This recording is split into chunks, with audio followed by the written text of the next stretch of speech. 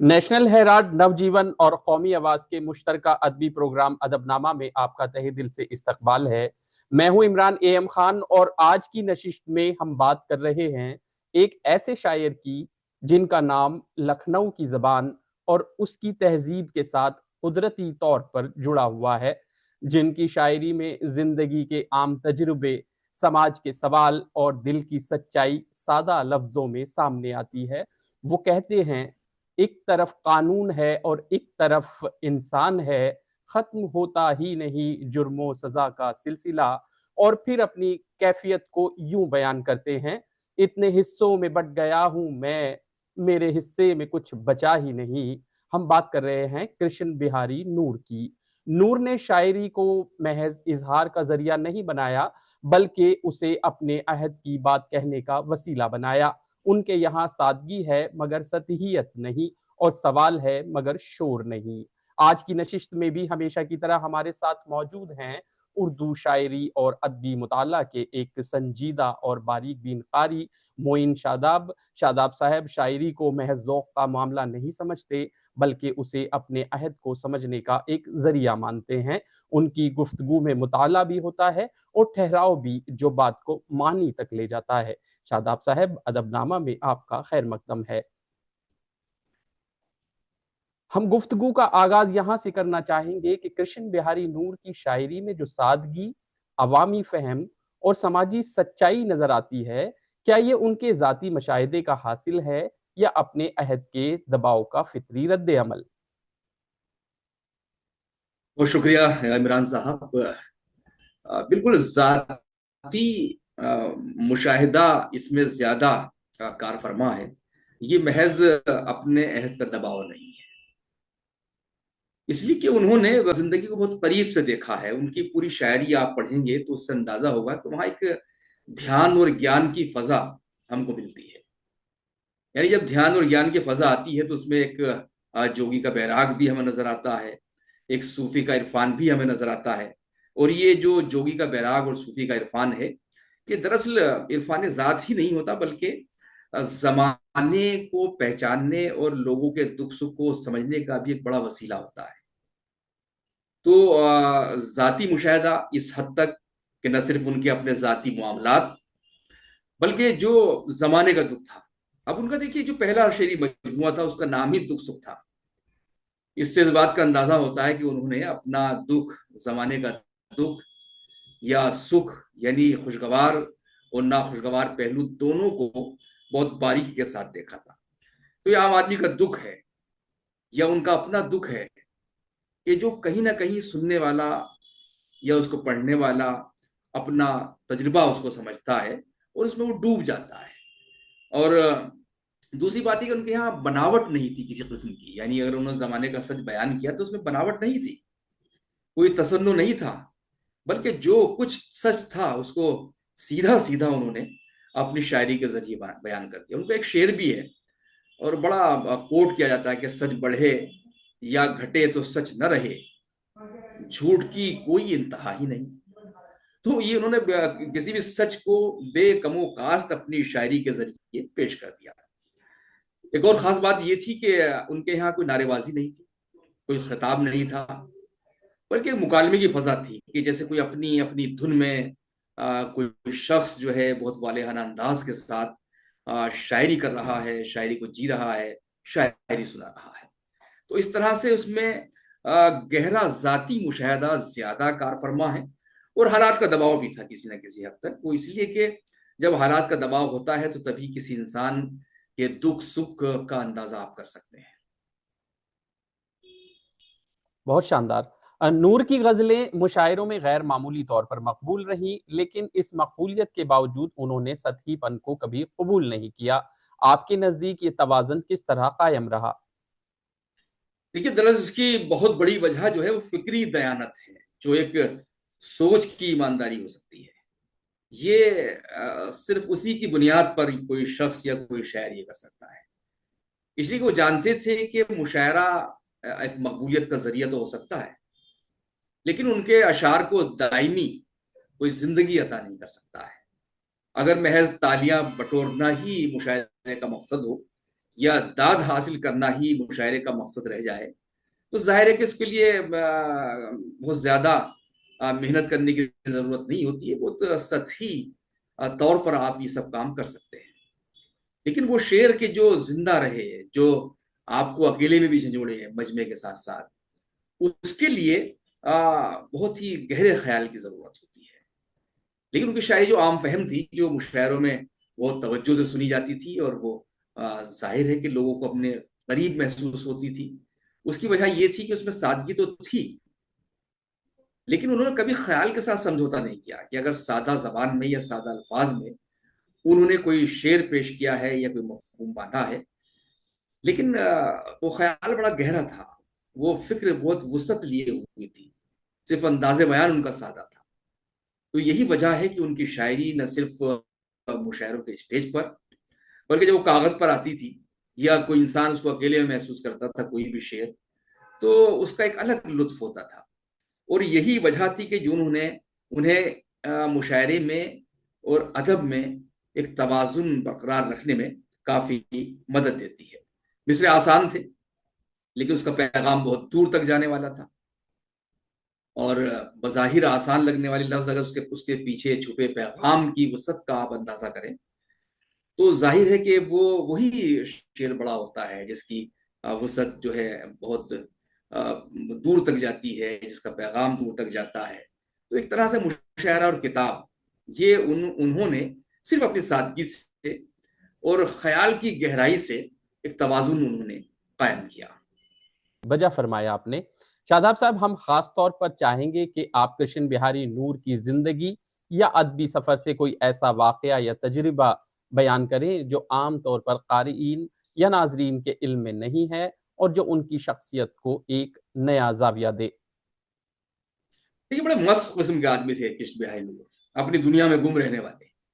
اور اگر ہم ان کا جو بیک گراؤنڈ ہے ادبی اس پر نظر ڈالیں تو جو لکھنؤ کا ایک عمومی ادبی ماحول تھا جس کی دھوم پورے زمانے میں تھی، اور لکھنؤ جس تہذیب کے لیے اور جس شعری روایت کے لیے جانا جاتا ہے اس میں انہوں نے آنکھیں کھولی اور اسی میں انہوں نے پرورش بھی پائی۔ ان کا جو خانوادہ تھا، خاص طور سے جو ننیال کا ان کا ایک سلسلہ ہے وہ بڑا ادبی تھا۔ یعنی ان کے جو ماموں تھے گوکرن لکھنوی صاحب، گوکرن پرشاد کرن لکھنوی، وہ شعری شغف رکھتے تھے۔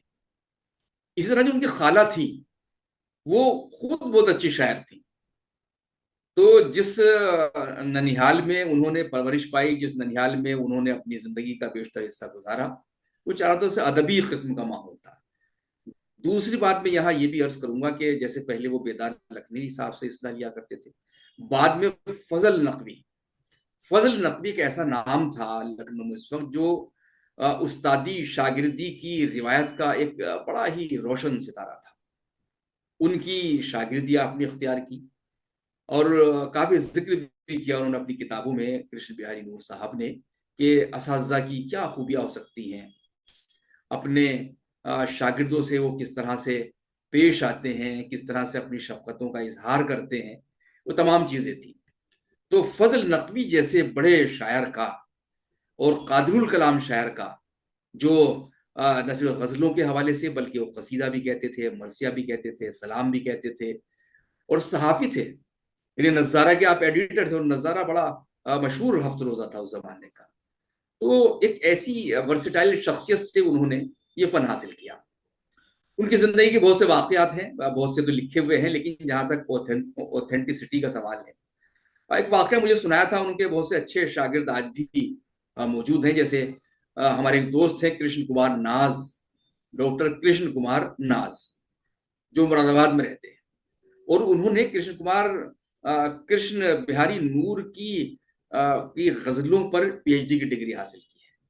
تو ایک مرتبہ بتا رہے تھے کہ کرشن بہاری نور لکھنؤ کے بازار میں اپنے کسی دوست کے ہمراہ نکلے ہوئے تھے، انہیں کوئی کپڑا خریدنا تھا جو انہیں پسند آیا، انہوں نے کہا کہ بھائی اس کے کیا دام ہوں گے، تو وہ دکاندار نے جو دام بتائے انہوں نے فوراً ادا کر دیے اور وہ کپڑا لے کر واپس آ گئے۔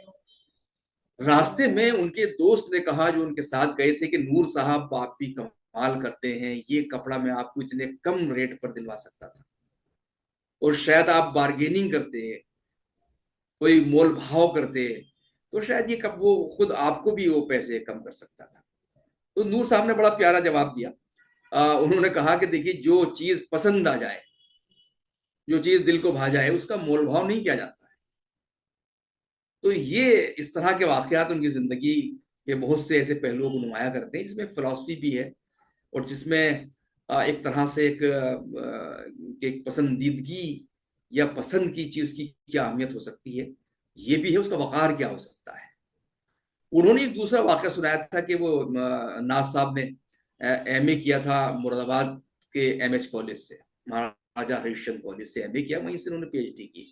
صابر سنبھلی صاحب اس وقت شعبہ اردو کے صدر تھے، وہی بہت اچھے شاعر ہیں۔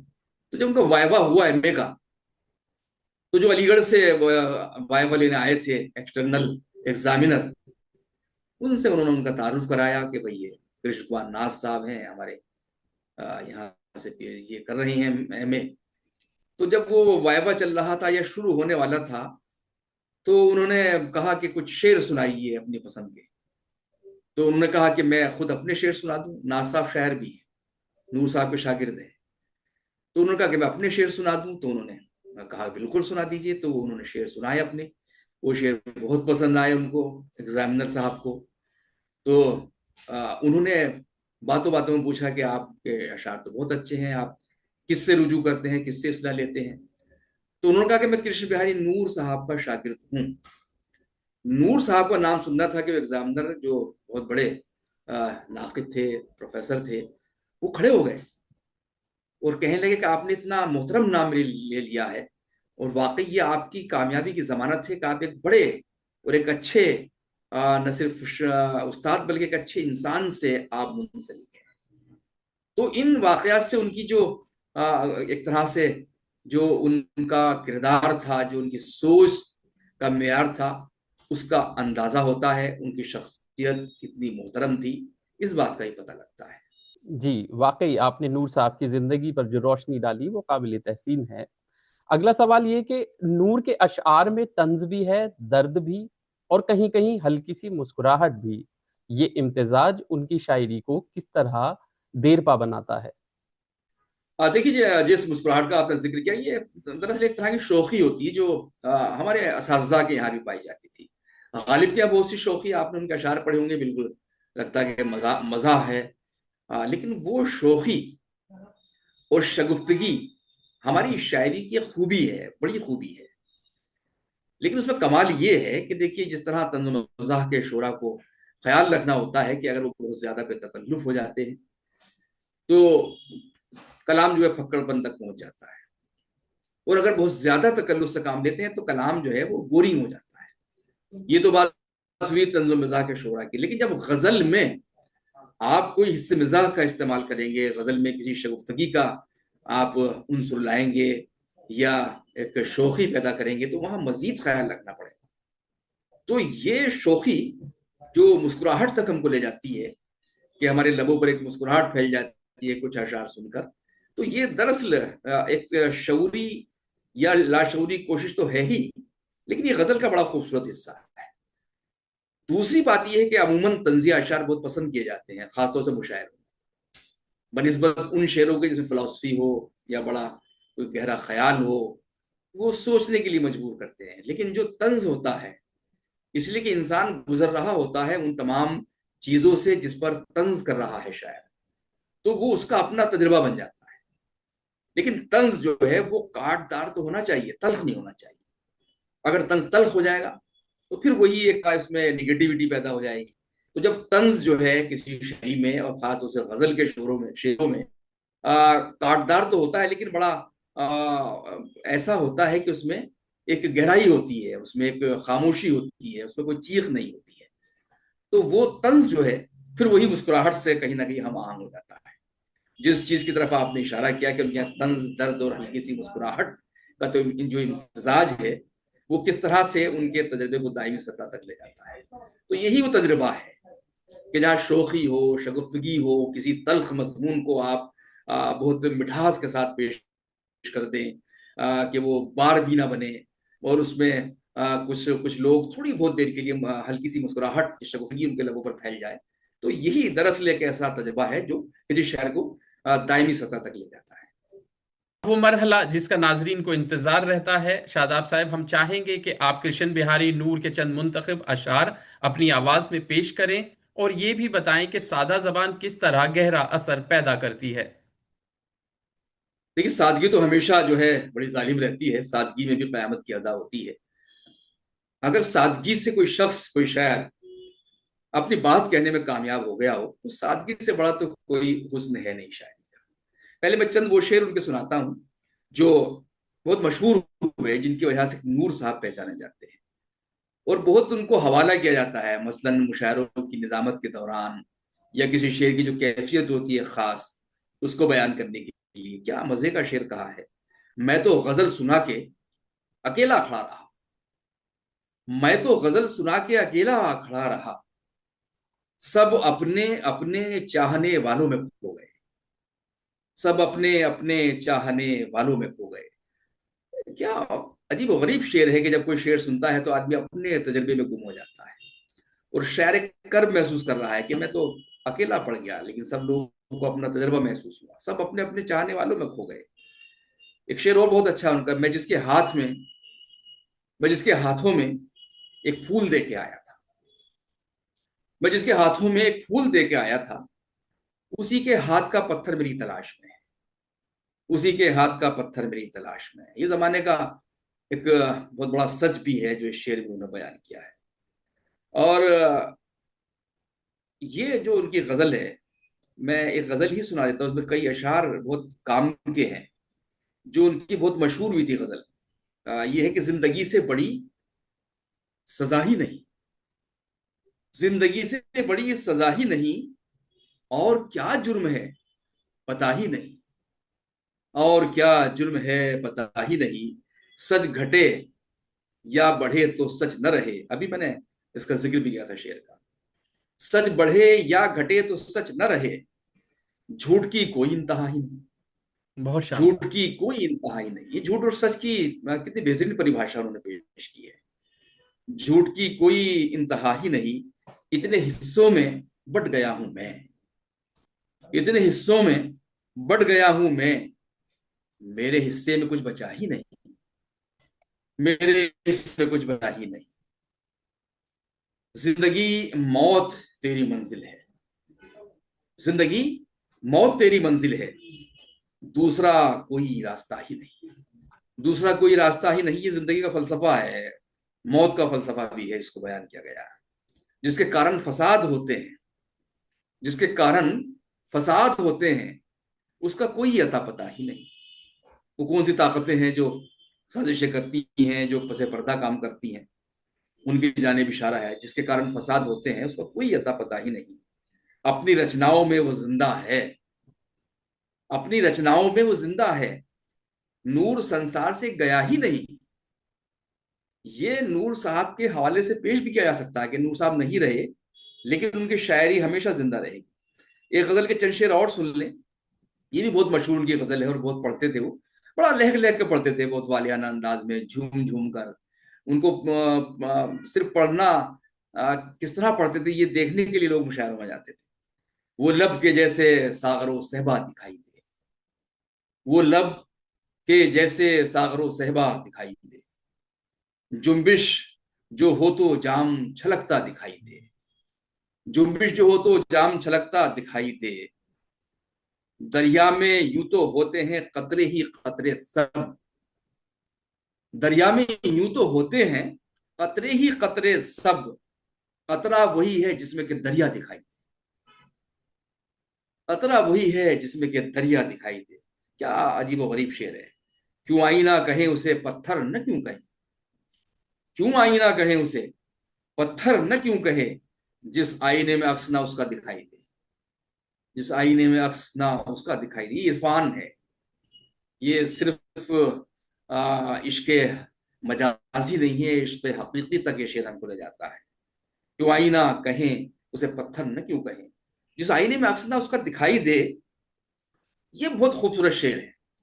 اس تشنہ لب کی نیند نہ ٹوٹے دعا کرو، اس تشنہ لب کی نیند نہ ٹوٹے دعا کرو، जिस तशना लब को ख्वाब में दरिया दिखाई दे, जिस तशना लब को ख्वाब में दरिया दिखाई दे, कैसी अजीब शर्त है दीदार के लिए, कैसी अजीब शर्त है दीदार के लिए, आंखें जो बंद हो तो वो जलवा दिखाई दे, आंखें जो बंद हो तो वो जलवा दिखाई दे।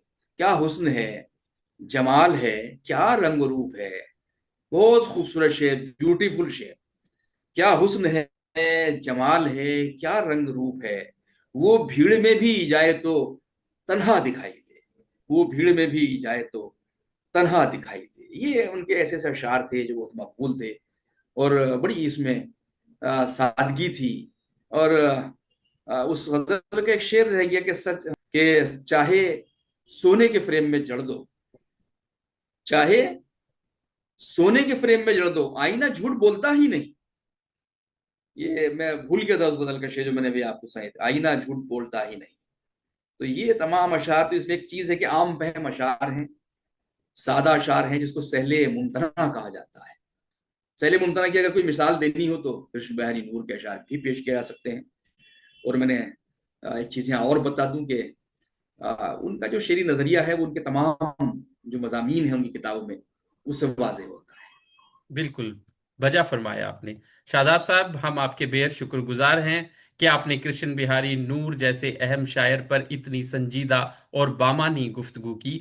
नाजरीन, अगर आपको अदबनामा की ये किस्त पसंद आई हो तो वीडियो को लाइक करें, चैनल को सब्सक्राइब करें और नई किस्तों के लिए बेल आइकन दबाएं। अपनी राय और तजावीज़ कमेंट्स में ज़रूर लिखें। अगली नशिस्त में किसी और शायर और एक नई गुफ्तगू के साथ दोबारा हाजिर होंगे। अपना ख्याल रखिएगा, फिर मुलाकात होगी।